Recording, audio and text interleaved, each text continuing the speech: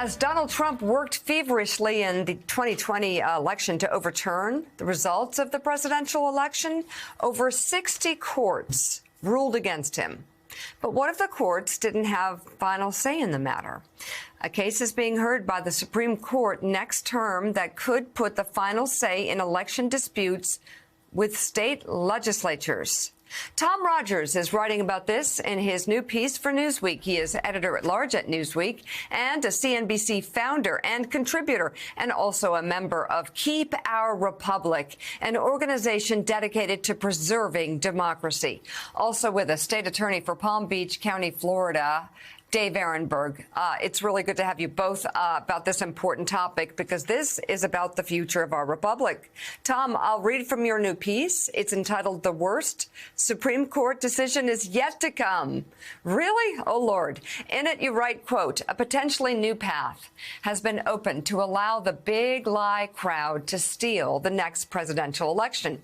This potentially new path is created by our current extremist Supreme Court having recently decided to hear the case of Moore v. Harper." And you go on to write, while the Moore v. Harper case does not present facts related to the choosing of the state's electors in a presidential election, it presents the issue of whether state courts have any right to review the decisions state legislatures make as to the holding of federal elections. Throughout all the illegitimate challenges that President Trump's legal minions made to the outcome of the 2020 election, it was often state courts which were the necessary check, throwing those cases out. Giving state legislatures supremacy as to their role in federal elections goes a long and troubling way toward allowing Republican-controlled state legislatures in key swing states to implement Big Lie 2, the sequel, and create a new fraudulent pretense to steal an election and overturn the popular vote. So, Tom, two questions for you. I mean, wouldn't the Supreme Court see this and see a problem here? And secondly, I just want to add that this is why Republicans are being deft in really trying to get their extreme folks in there all the way down the ballot. Well, thanks for having me, Mika. And first, most importantly, deepest condolences on your mom. Thank you.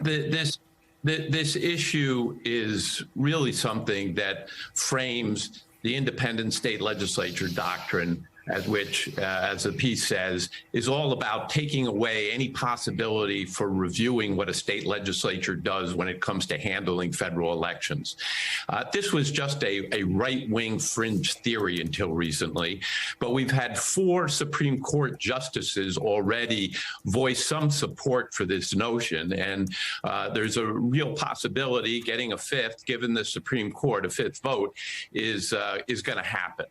And the reason that I say this is the worst decision that could come down is, as terrible as the abortion and gun rights decisions were, and as out of step as they were with American public opinion, at least there was some room left for the states that wanted a different policy to be able to maneuver somewhat.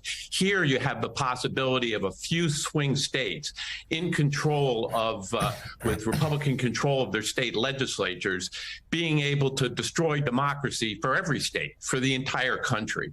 And this really does set up the possibility of a precedent that choosing electors for the Electoral College could end up with the games being played by state legislatures, which fundamentally overturn the popular vote. So this is a really, really important Supreme Court case coming down the pike. The good news is there's a partial answer here for dealing with this that can give us some hope.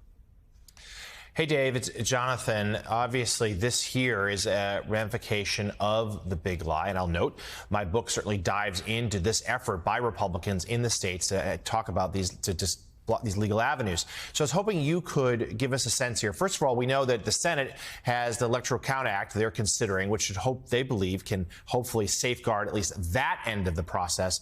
But what more can be done on the state level if indeed this goes through? Yeah, Jonathan, The problem is that the state courts were the ones who really were the safeguard against the big lie. And when they are limited into getting involved in federal elections, then it really would be up to, I think, Congress to take action.